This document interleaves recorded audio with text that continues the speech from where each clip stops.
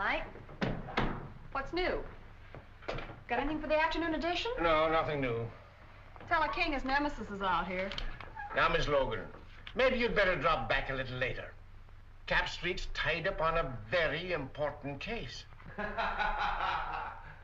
all right. An important case, huh? So the boys get a fast call. Pretty wreck the car, and when they get down there, it's just another family quarrel. Hello, Bill. How many times have I told you not to bust in my office? I can shout louder than you can, Bill Street. I want some news. Of course, you know Miss Bobbie Logan of the Herald. Little gal gets all the medals for digging up the bodies. Check with those fingerprints, will you? Right. Well, goodbye. A polite policeman. Oh, come on, Bill. Give me a story. You know I've got to have something for the afternoon edition. Everything is peaceful and quiet. I have nothing for the afternoon edition. Now, scram. Captain, the coroner phoned. They've just taken Dan Grady to the morgue.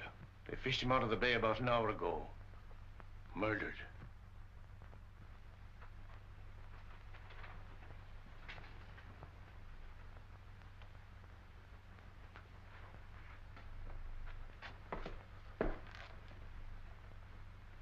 Oh, he's going to take this pretty hard, Mike. Sure. Him and Dan were just like brothers. Yes, I know. What makes you think they tried to hide his body, Doc? Well, in the first place, when word was found, washed ashore down the bay. Lungs were collapsed. That means the body was under water pressure for some time. This was tied around the ankles, and there were deep bruises. Tied a weight on him and threw him overboard. That's right, Bill. After the bullets had done their work. Yeah. Did you get them over to ballistics? Mm-hmm. There's the clothes he had on. Take a look. Seaman's outfit. Andy, check these clothes and see if you can find out where he bought them.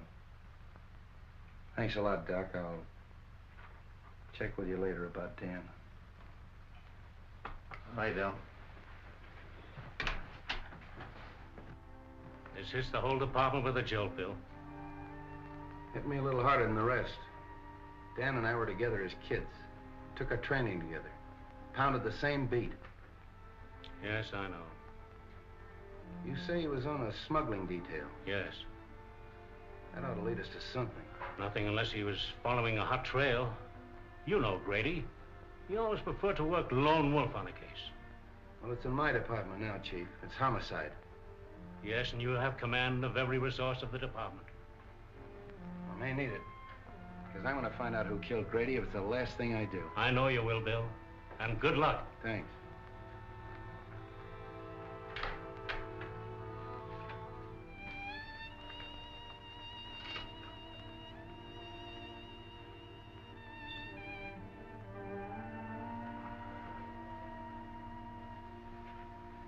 Gee, Bill, I'm sorry.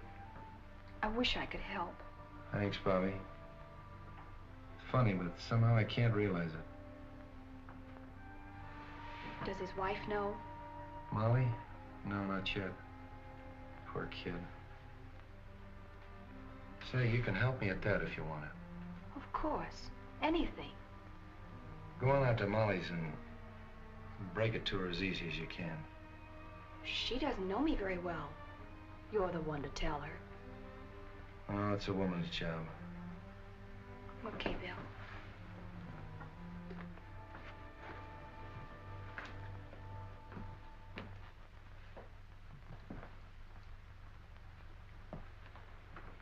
I came just as soon as I heard the news.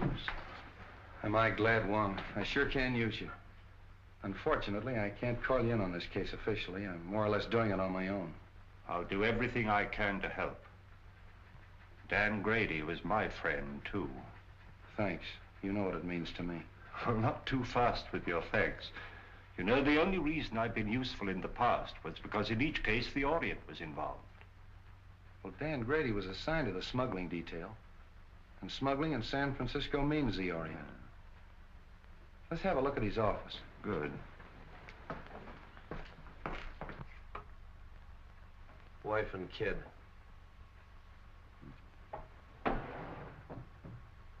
You say he was working on a smuggling detail?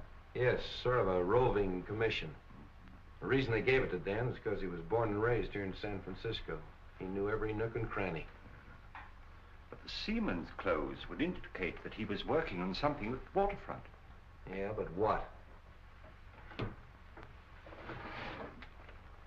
Whoa, look here. What is that?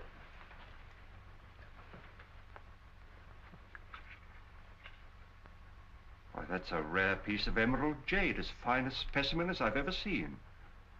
Carved in the fashion of the Ming dynasty. Why, the art of that carving has been lost for hundreds of years. This piece is worth $2,000 or $3,000. Really? Dan was sure working on something hot. Probably that's why he was killed.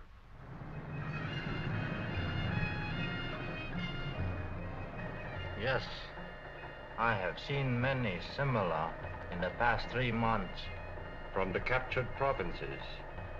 Even so, from the ruined temple of Lao Ji, is it not so? Torn from their settings by alien hands. Even young China would not use such methods to win its wars. Where did you obtain this? It was in the drawer of the desk of the policeman who was killed. A policeman? A good man. Can you help me? A store called Belton's is on Market Street. There, a wise man could become more wise.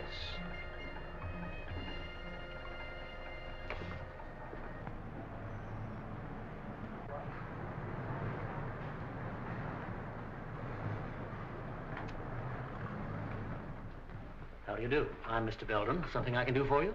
I'd like an appraisal on this piece. Why, certainly. Oh, a most unusual piece. The coloring is magnificent. But I'm afraid I can't appraise its real value. But I understood you specialized in Oriental jewelry and art objects. No, only imitations. We haven't a piece of jewelry in the house worth over $50. I'm afraid you've come to the wrong place. So it would seem.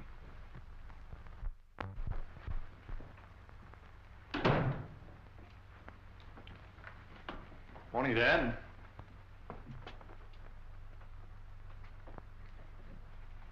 I suggest you try Harrington's over on Kearney. They handle that class of merchandise. Thank you for your time. Not at all. I'm sorry I couldn't help you.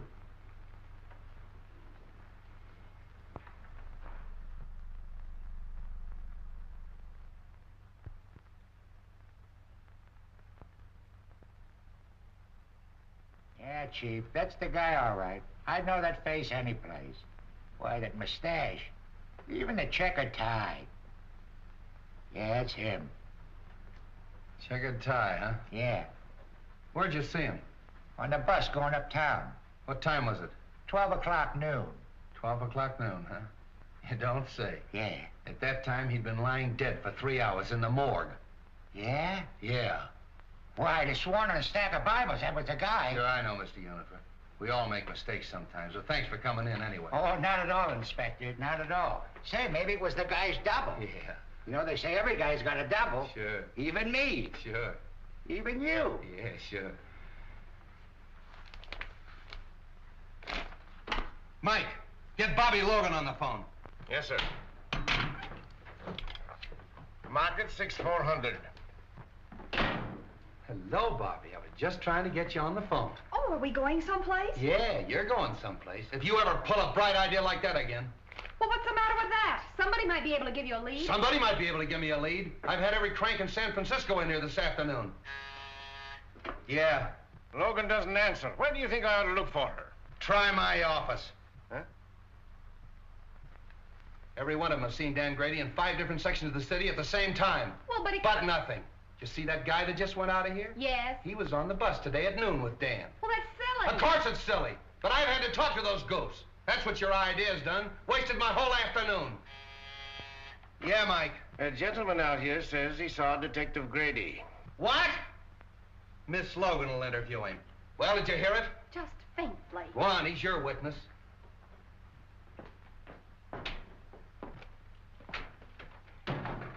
Are you Mr. Lyons? Yes. Oh, I'm Miss Logan of the Herald. I put that picture in the paper. Oh, how do you do?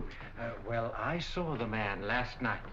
Are you sure? Certainly. We talked for quite a while in the bar at the Club Neptune. Good afternoon, Miss Logan. I came in answer to your advertisement. Oh, now look, Mr. Wong. Now give me the details and talk fast. Oh, hello, Wong. Did you get any information? I called on an old friend of mine in Chinatown who advised me to investigate Belden's store on Market Street. Belden's? You know, the jewelry shop. Oh, sure. I'll put a couple of men on it. No, I think I'd leave things the way they are for the time being. Bill Street, I've got him! Got who? This man did see Dan Grady. Now, look, Bobbie, we've been all through that. But this man is positive. All right, if he's so positive, what was he wearing when you saw him? Well, sort of like a sailor, you know, pea jacket, striped sweater. He had on dungarees, peak cap with black patent leather visor. Where'd you see him? At the Club Neptune. He was sitting at the bar having a drink. What time was that? About 8:30, I guess. That fits in, doesn't it, Wong? Yes, it does. Well, of course it does. Silly idea, huh? If it hadn't been for that picture in the paper. You're quite sure this is the man? You're absolutely certain of your identification? Oh, yes. My drink happened to tip over and spilt on him. And I apologized, and we got to talking. And then what happened?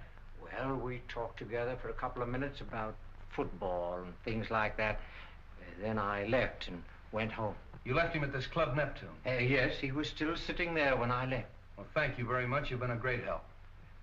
Is there any reward connected with this? Well, you see, Miss Logan takes care of that. Well, I'm sorry, Mr. Lyons. I'm afraid there's no reward, but, well, I'd be very glad to mention your name in my next story of the case. Did you say your first name was Homer? Yes, Homer. L-Y-O-N-S. Thank you. Too bad you haven't got a picture. Oh, I have. I brought one along just in case. Oh, thank you very much, Mr. Lyons. Thank you. Good day. Well, Bill Street, do I get an apology or don't I? Sure, I'm going to get the mayor to give you a key to the city. Terrific. The police thank the Herald for giving them their only clue. How's that, Mr. Wong? Not nearly strong enough. You've earned our undying gratitude. Well, I hope the information is some use to you. I'll see you later. Not me, Flatfoot. Get one of the nurses out of the receiving hospital. They don't mind a pain in the neck. Hey, you think that's a bad idea? Well, now, Street, just what do you know about the Club Neptune? Oh, not much, Wong. We better have dinner together. I'll take you down there later. I want to talk to this Harry Lockett. Harry Lockett? Yeah, he's the fellow that owns the Club Neptune. Hardway Harry, they call him. Hardway? Oh, a gambler. Yeah, gambler, smuggler, crook, everything.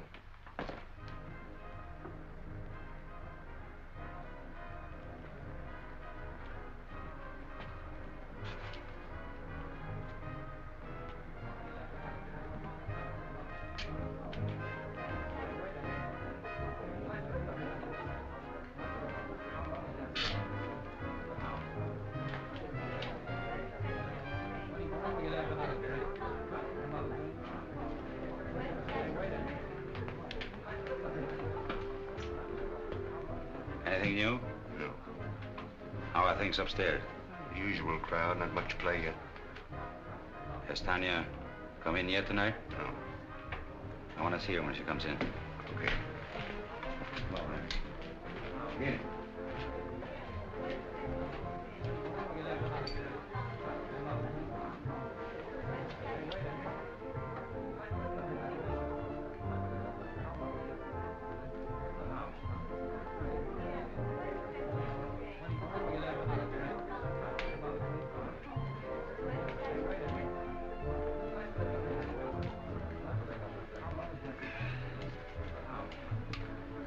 Two dry martinis, huh?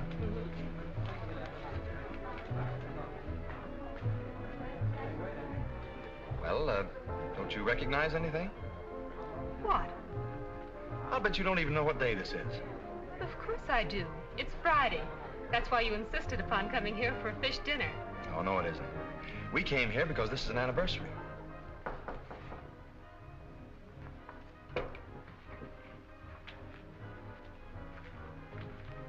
Who is it?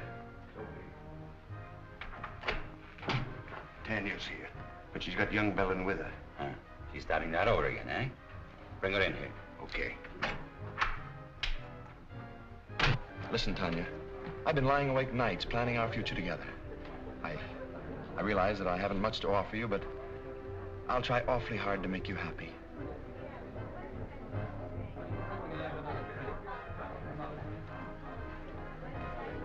Oh, excuse me, Frank. I think I better go fix my makeup. Surely.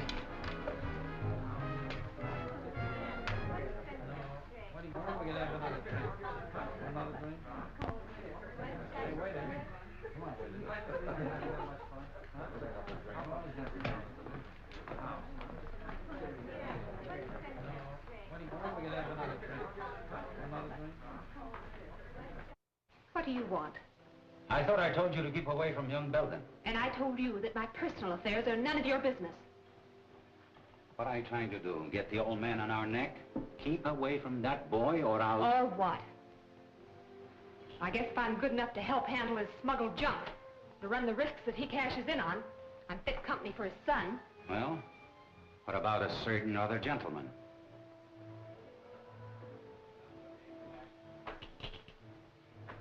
Frank Belden wants to marry me. So, he's got a bed, eh? Wait until his old man hears that. If you open your mouth to make trouble for that boy... So blow me down. You have really fallen for it. Maybe.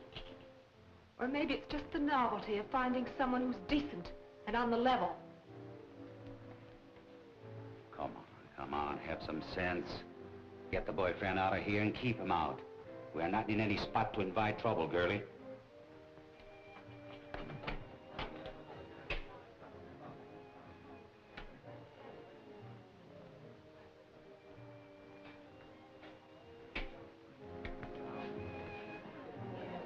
I seem to have developed a headache, Frank.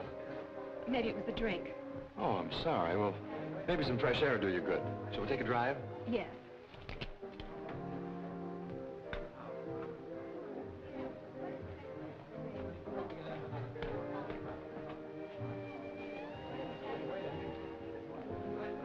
Hello, everybody. Well, ain't it grand we can all be together? Tommy, give me my usual. You know, the good old double. Well, I know you. You're Logan of the Herald. Don't you remember me? I'm the guy you wrote about in that automobile accident. You know, in those days, I was a drinking man. Aren't you gonna have your dinner? What dinner? The one you ordered. I ordered dinner? I'm sure you did. Well, skip it. And You know you can handle your drinks better if you have something to eat. I think you got something to eat. Don't go away. You know, I always forget to eat when I go out stepping. I'm awfully sorry. Oh, that's all right. He was just feeling hospitable. That's easy to understand. The Club Neptune feels the same way, Miss Logan. Gee whiz, I'm famous.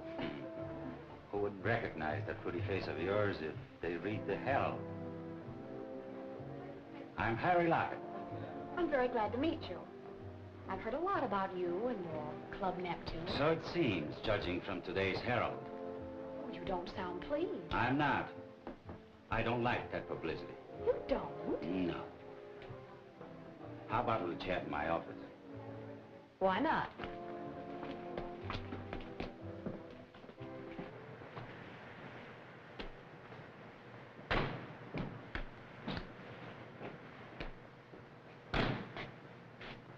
I think I'll take a look round the back.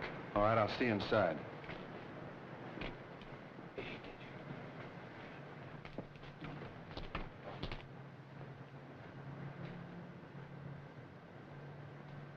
You see, Miss Logan, we don't like newspaper people around here. I see your point. You know, if you had this place soundproof, those poker chips up there wouldn't make such a racket. Just a little friendly advice. Thanks. And here's some for you. I wouldn't write any more stories about the Club Neptune if I were you. Are you trying to tell me what to put in the Herald? I'm trying to tell you what you shouldn't put in the Herald. In fact, I'd just as soon you stay out of here. I think you'd be safer. Sometimes some people get hurt. Yeah, Dan Grady got hurt, didn't he? Hey, You sure stick out your neck, don't you, little girl? Who is it? Captain Street. What are you doing here? Mr. Lockett was just making some suggestions as to the news policy of the Herald. All right, Bobbie. Well, now look here, Bill. Come on, come on. Hello, Hardway. Oh, Copper.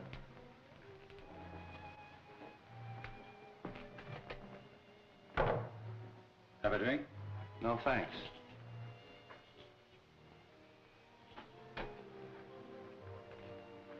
What's on your mind, Street? I suppose you read about Dan Grady. Oh, yes, yes. That's too bad. I don't think I knew him. I thought everybody on the waterfront knew Grady. He was on the smuggling detail. It's funny you didn't run into him. I resent that, Street. I resent what happened to Dan Grady. Quit stalling, Hardway. He was in this place last night at 8:30 at your bar. Well, maybe he was. So what a lot of other people.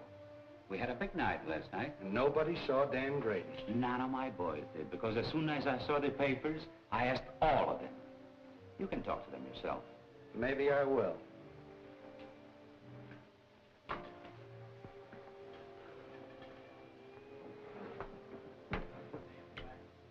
Cigarette? Over there.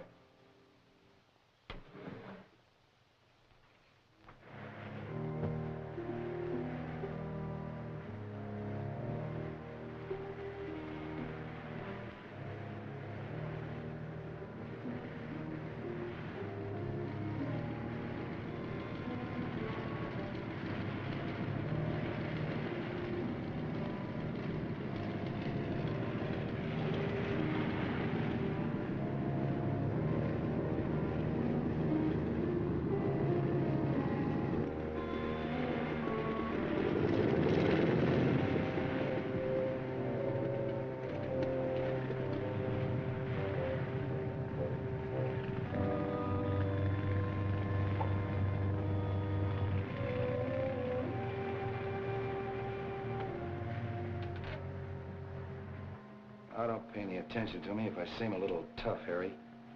Dan happened to be a pal of mine. His body washed up on the beach this morning. Been in the water for 12 hours.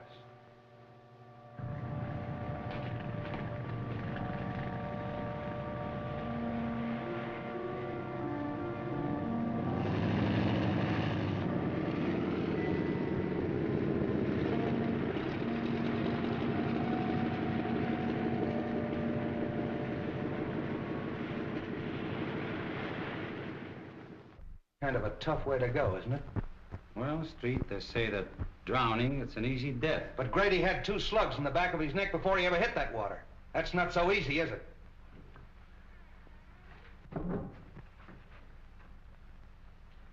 Well, Street, if there is anything I can do for you... Open that door. Open that door.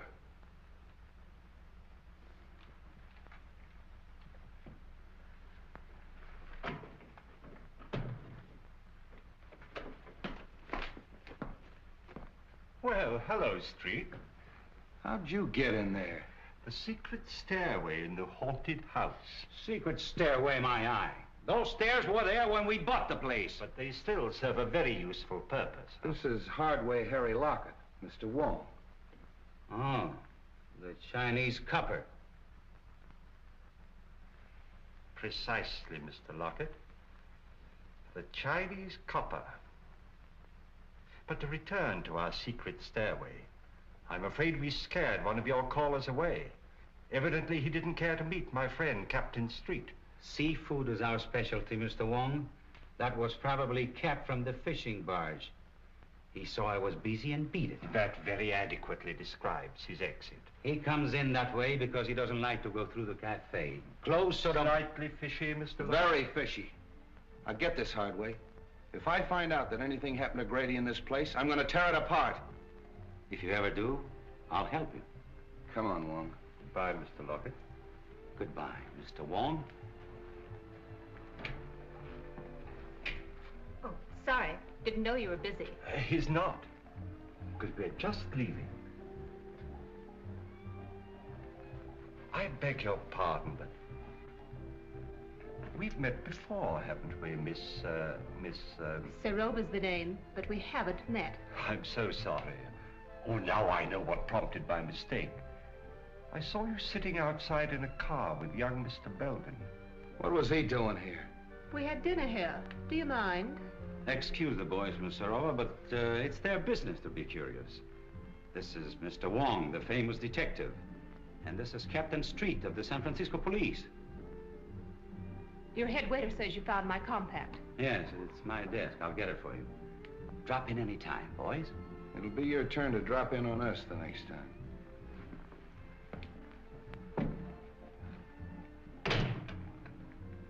You're a help. Why in blaze didn't you get rid of Belden when I told you to? Well, I did. He must have seen us outside in the parking lot. What'd they want? You read the papers, don't you? What do you think? I think that dead policemen are bad medicine. I don't like it, Harry. Relax. They haven't got a thing on us. So Grady was here last night. What does that prove? That the party's getting too rough for yours truly. So, don't tell me Miss Serova's getting jittery, huh? Serova's getting out. Murder's something I don't want any part of. I'm through. Oh, no, you're not. When you're through, it will be because I tell you you're through. Are you threatening me? Maybe. Don't do it, Harry. I know too much. Things happen to people who know too much. Yes. They end up in the bay like a certain policeman.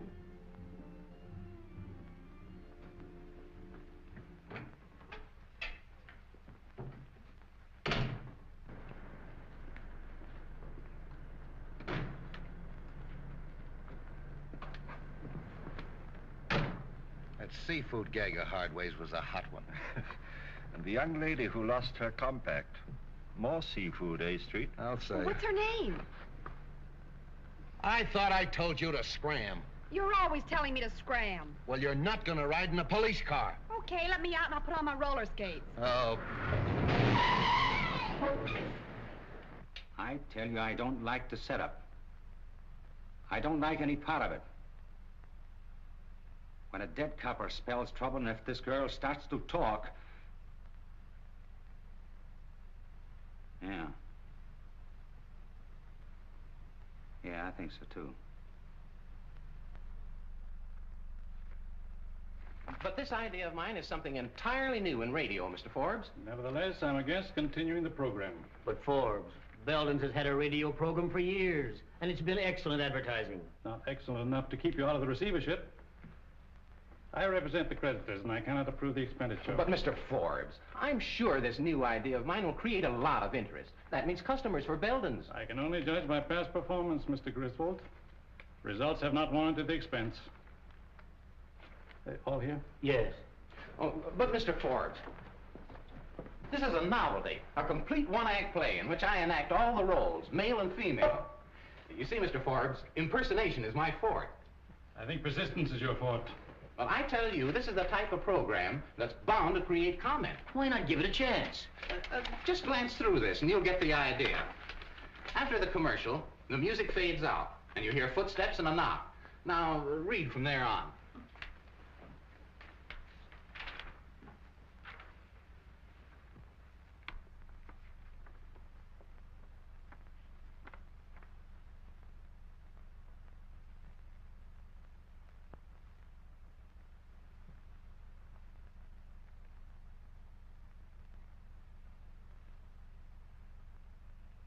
Pretty melodramatic, isn't it? But that's the kind of stuff they like nowadays, Mr. Forbes.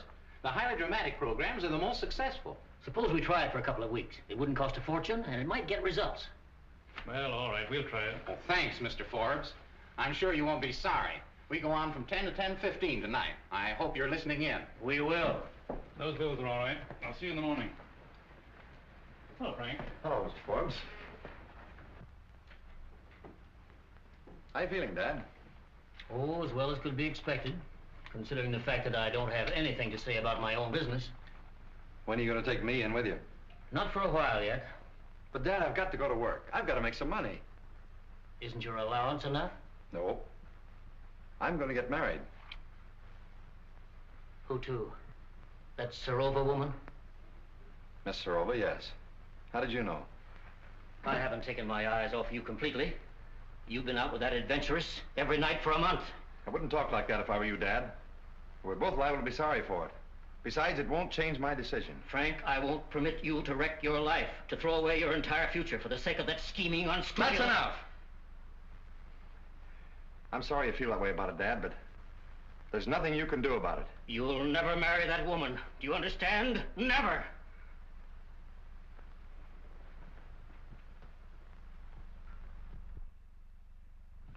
Morning, Sophie. Everything shipshape? No sign of the police, if that's what you mean. Oh, why, Sophie, that's the farthest thing from my mind. Bring me the checks from last night, eh? Okay.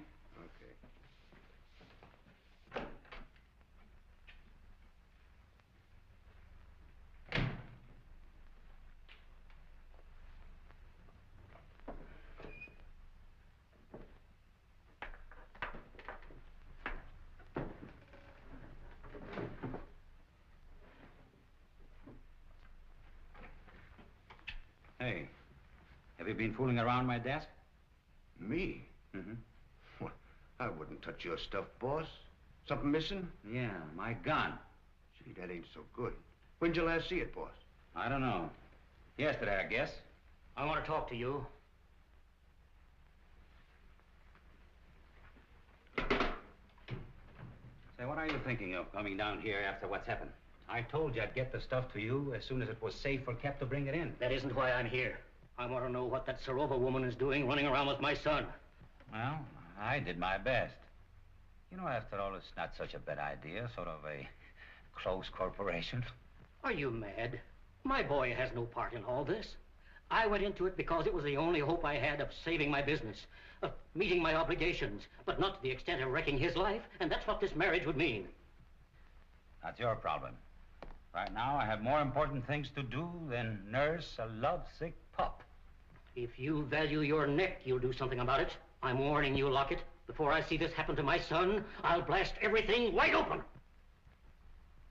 Including yourself? Including myself. Uh-huh. I see you. You like the idea of a few months on Alcatraz? I'll stop at nothing.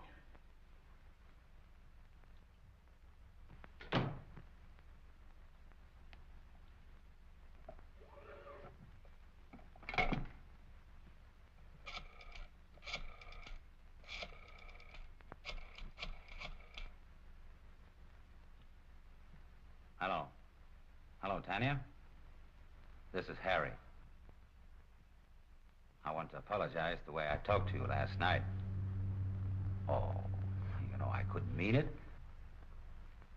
We were both a little jittery and unreasonable. Now, listen, Tanya. I want to see you. I have to talk over something with you. I think you'd be interested. All right. I'll be in all evening. Goodbye. I hope I didn't keep you waiting, Fancy. Oh, that's all right, sir. Don't mention it.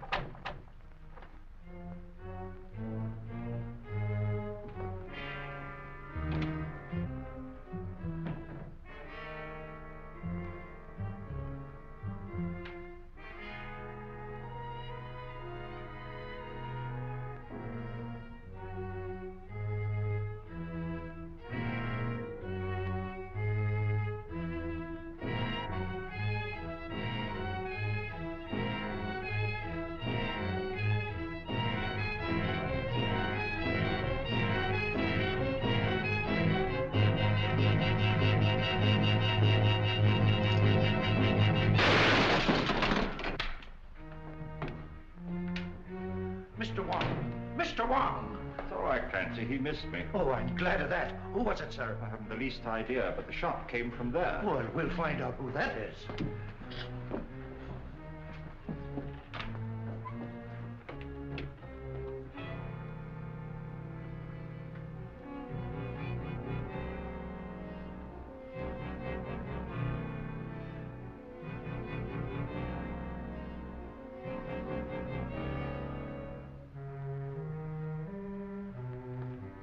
Well, whoever it was, beat it out the back and left the door wide open. Whoever it was, he killed Mr. Belden. What?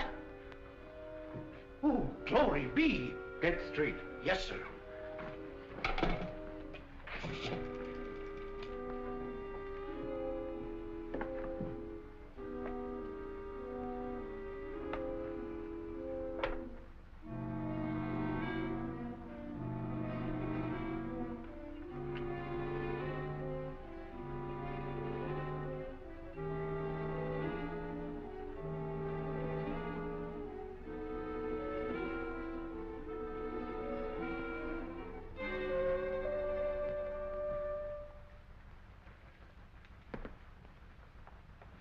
This case has got a million angles. If this jade matches the stuff we found in Grady's office, Belden had a fortune hidden away. And I can't understand why he was in receivership. Well, perhaps he went into this kind of business to get out of receivership. What's that receiver's name? Maybe he can help us. A man named Forbes. You know where he lives? At the town apartments. We'll go up and see him. Clancy, call my office and have young Belden picked up.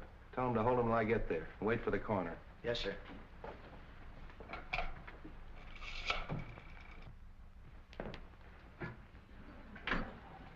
Good evening, gentlemen. We want to see Mr. Forbes, John T. Forbes. Who's calling? Captain Street of the police department. Ring 22, please. Captain Street of the police department to see Mr. Forbes. Yes, sir. Go right up, Captain Street. That's number 22. Captain Street? What on earth can he want?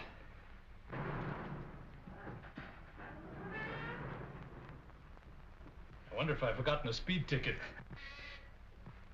Excuse me. Pray to take my hand, will you? Okay, but it's 10 o'clock and I'll have to meet Elsie. Probably won't be very long.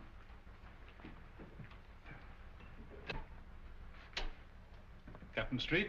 That's right, and it's Mr. Wong. How do you do? How do you do? Come in here, gentlemen. Thank you.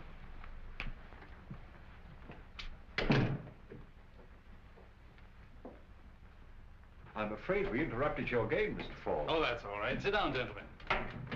I've heard a great deal about you at one time or another, Mr. Wong. I'm certainly glad to meet you. Thank you. Well, now, gentlemen, what can I do for you? Might as well come to the point, Mr. Forbes. Frank Belden Sr. of the firm for which you're receiver was found dead a half an hour ago in his store. What? Poor old Frank. I had no idea he felt so desperately about it. Of course, I knew his financial affairs were in bad shape. It was not suicide, Mr. Forbes. He was murdered. Well, this certainly knocks me out. I've got to have a drink. How about you, gentlemen? Thank you, no. Well, thanks. Murdered. Who found him? Give me more of the details. Mr. Wong found the body. Wong? Were you in the store? I was making an investigation of Belden's stock. I found this piece of jade worth at least $2,000 or $3,000. And there are several more pieces, too, just as valuable. I thought they carried only cheap costume jewelry. Could he have been concealing any valuable assets from me? That's exactly what we wanted to find out. I'd like to go down to the store and make a complete examination of that stock. Will that be all right? I think it's a good idea.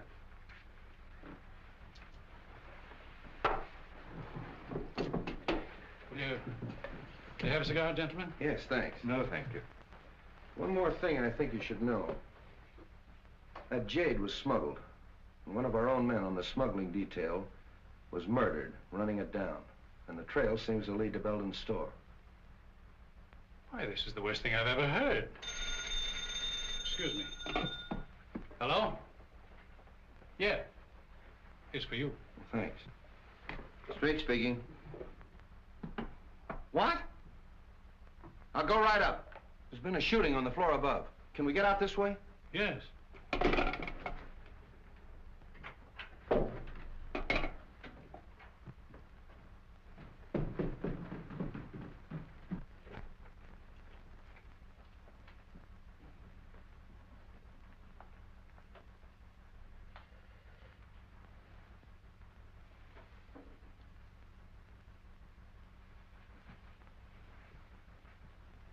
That's that Serova girl.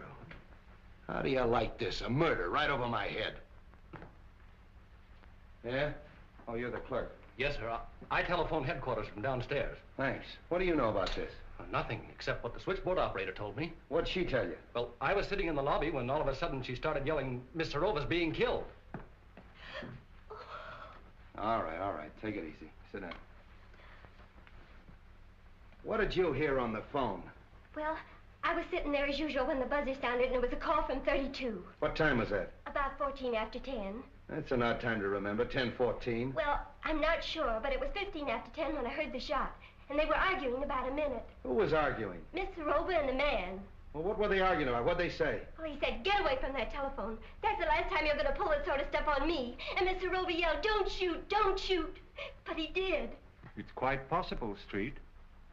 The receiver's off the stand. Yeah. Did you recognize the man's voice? No, but he was awful mad. Anybody come through that lobby that might have come up here? No, sir.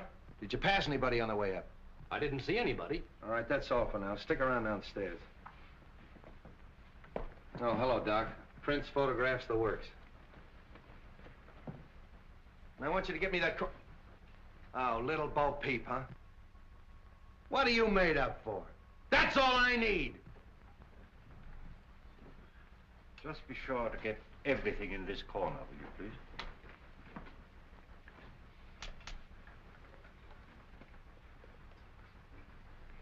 Hello, Ballard. What are you doing here? I thought I told you to tail Hardway. I was trailing him. I lost him in the traffic at 8th and Market around 9 o'clock. I've been looking for him ever since. That's wonderful. Get my office on the phone.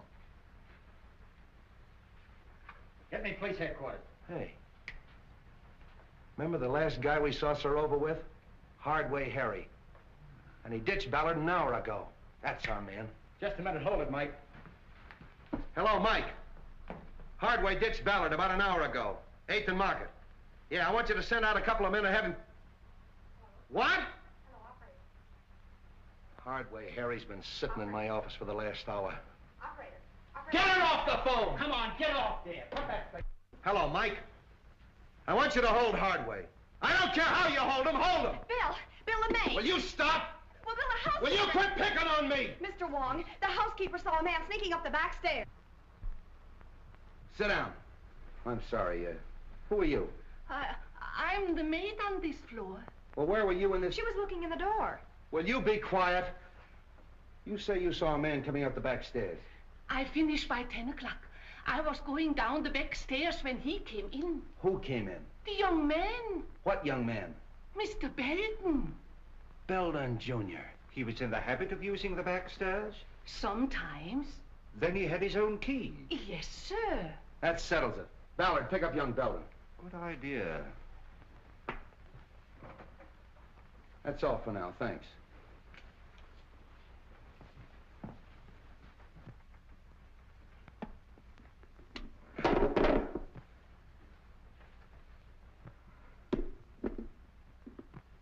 You know, Wong, Belden knew Serova. Hardway knew her. They're all mixed up in this thing some way. I'm gonna have them all come in my office tomorrow morning at 10 o'clock. What am I doing?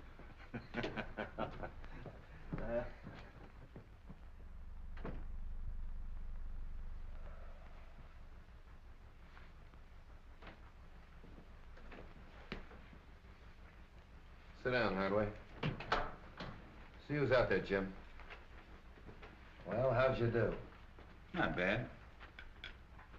Have pretty good breakfast, you fellows, you know. Thanks for the cigarettes. Oh, we always take care of our guests. Who's out there? Nucci and Cap Anderson. All right, Jim. Couple of friends of yours. What were you doing here last night?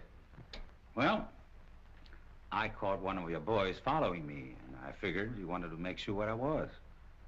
So when he lost me about 9 o'clock, I decided I better check in.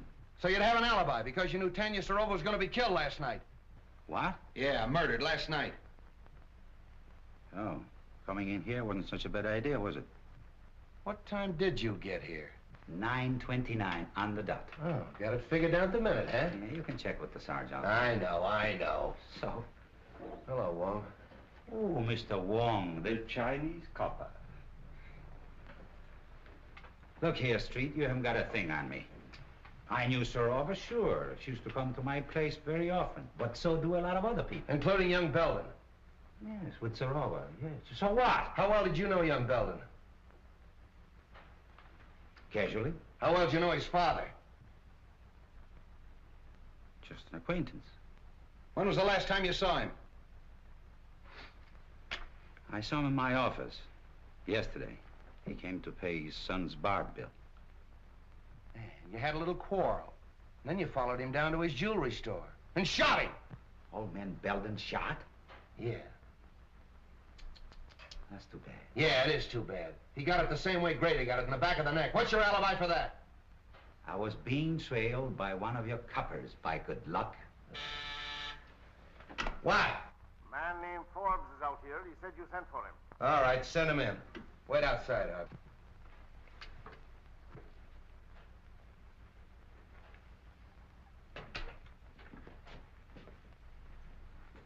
Good morning, Mr. Forbes. You want to see me, Captain? Yes.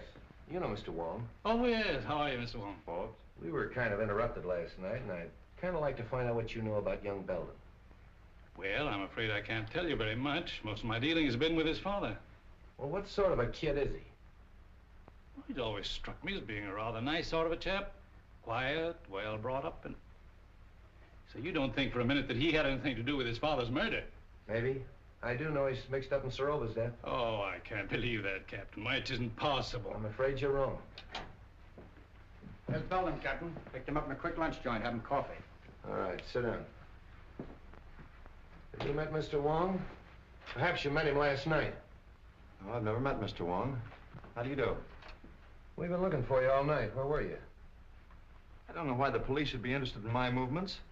What's this all about? What were you doing in Tanya Sorova's apartment last night? Oh, we know you were there. The maid saw you sneaking up the back way. If I were you, I'd tell the captain all he wants to know. Well, I don't know what this is all about, Frank, but you're welcome to my legal advice if I can be of any assistance to you.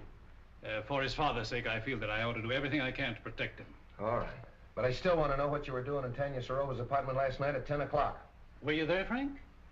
Yes, I was there, but I didn't kill her.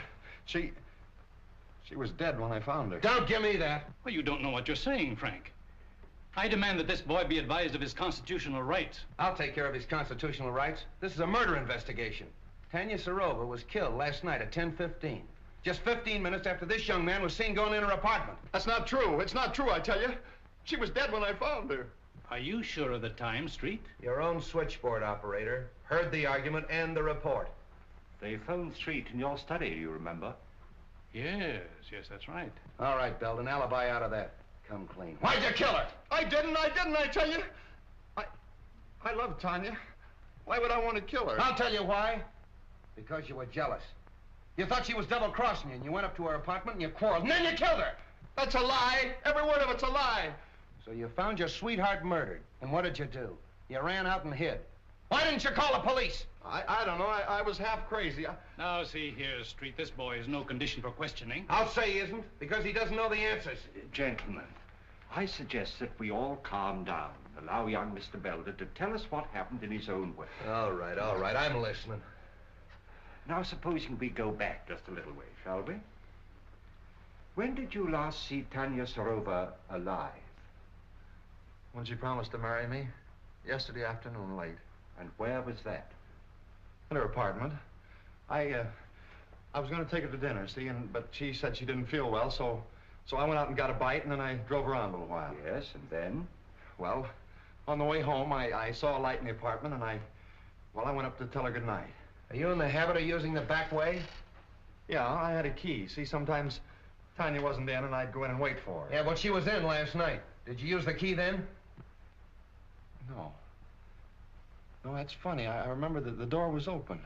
Hmm? What else do you remember? Yes, Belden, go on. Well, I went in and called her, but there was no answer, so I went in the living room, and on the floor I saw her over by the window. Near the telephone?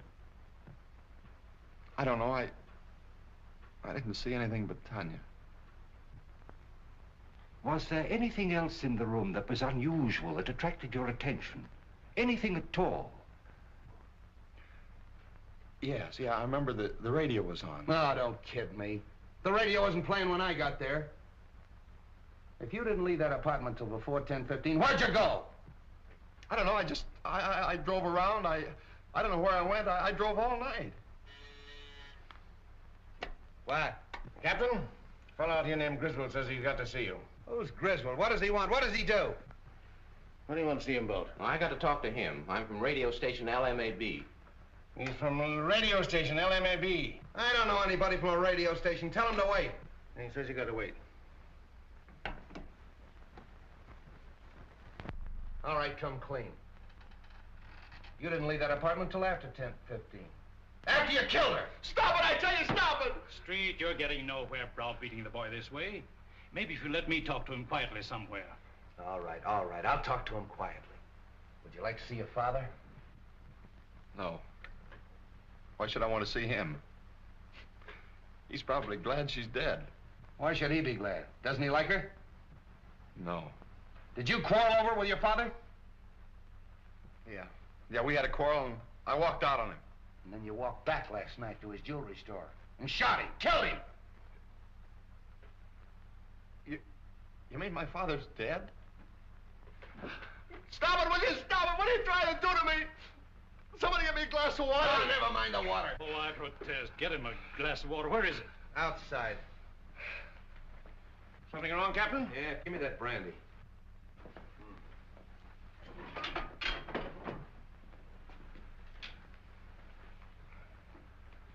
Now go and sit down. What do you want?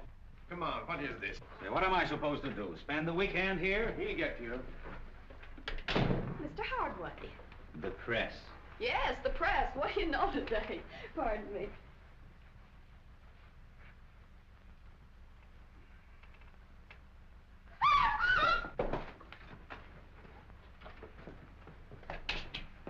What's the matter?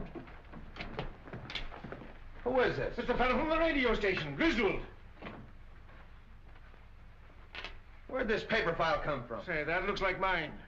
It's missing from the desk. All right. Who did it? This is a payoff right in my own office. Stay away from that phone.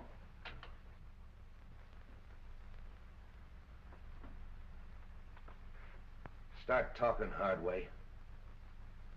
What, again?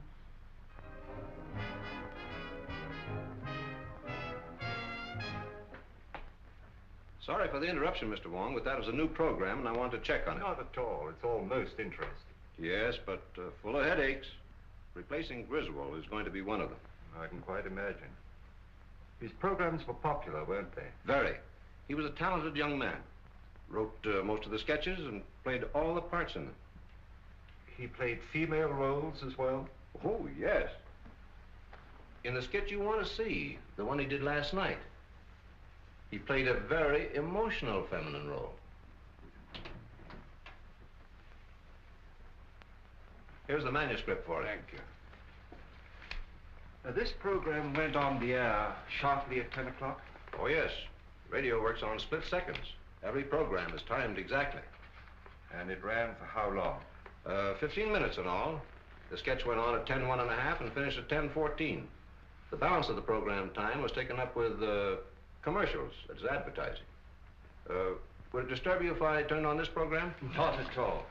I've just finished. I'd like to take this with me. Oh, that'll be all right. Thank you very much. Goodbye. Goodbye. On the air, presenting for your entertainment the first mystery thriller in their new series of programs.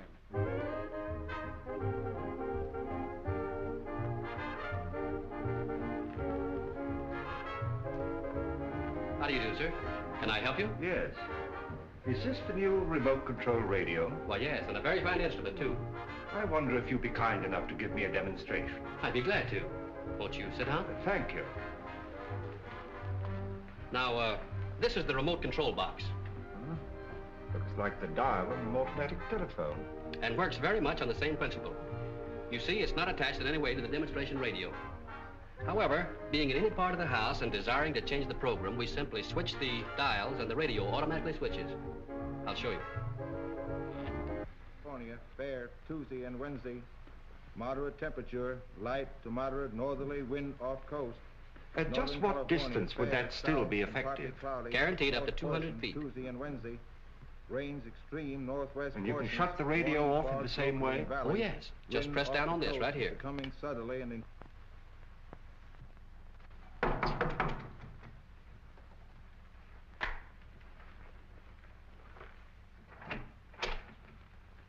What, again? Yeah. Didn't take long for that lawyer to get you and the boys out, did it, Hardway? Why should it? Say, listen, you can't hang that murder rap on any of us. Somebody killed Griswold, and 3 of you were there when it happened. Yeah, and plenty others.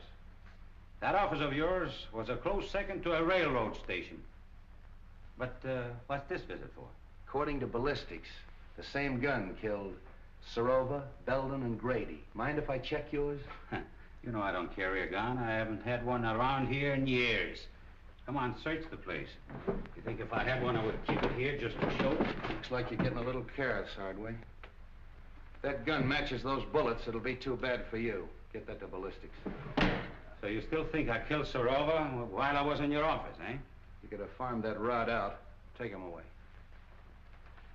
You're making a mistake, Street. Murder is not my racket. Maybe. We'll wait and see what that ballistic report says.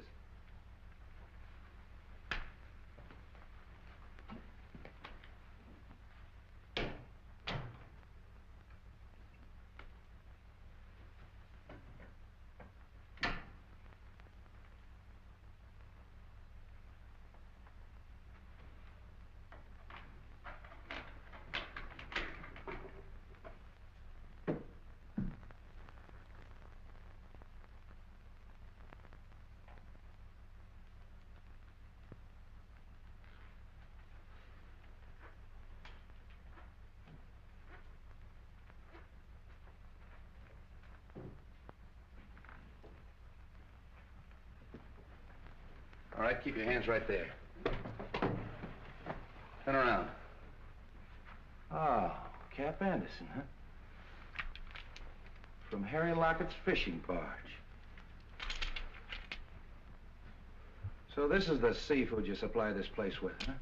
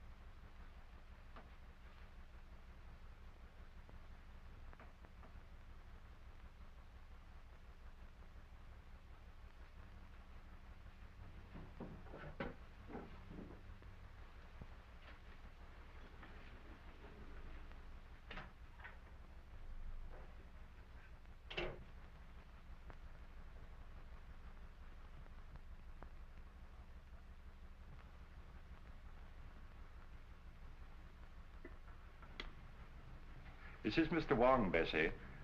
I'll be experimenting with the phone for a little while, so pay no attention if it rings.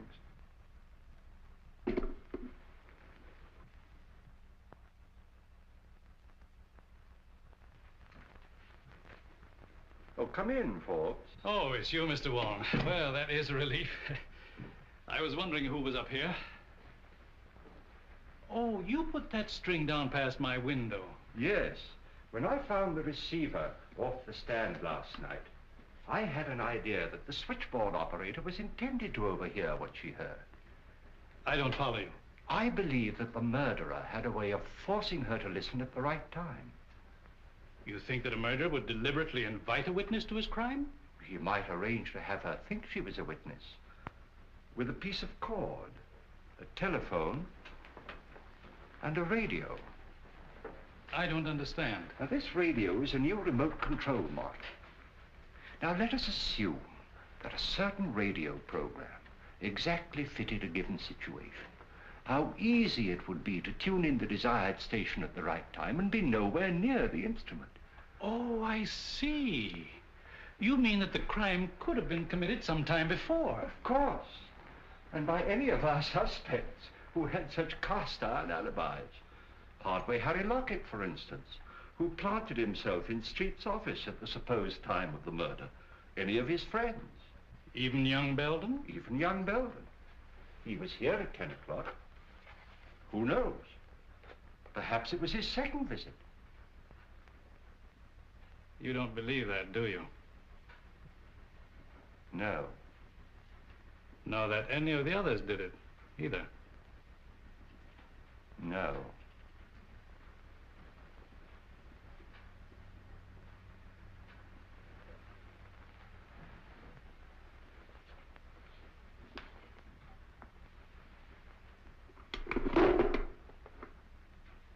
Is that what you were looking for, Mr. Wong?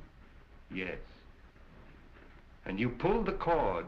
When I went to get the drink. And when you reached for the cigars? I turned off the radio by remote control. Thank you, Mr. Forbes. Keep away from that telephone. Get over there.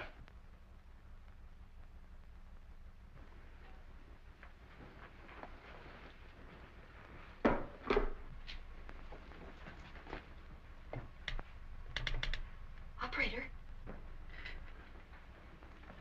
Oh, hello, Captain. Hello, is Mr. Forbes in? I'll see for you. Operator.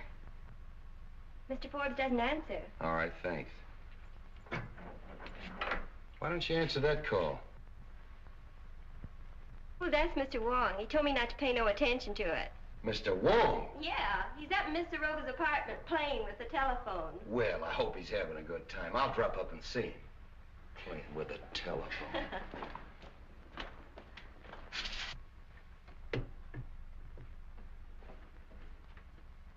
I killed Grady because he was in the way, and Belden because he was getting ready to talk. Griswold when he recognized his own program, and Tanya Sarova because she knew too much. No, because she was leaving me for a younger man.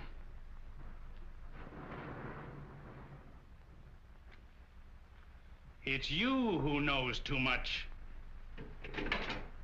Wong, this is Street. Just a moment, Street.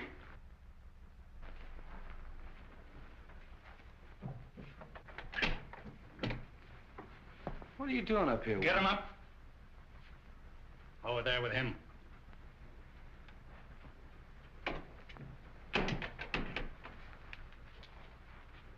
Well, the two of you. That makes it perfect.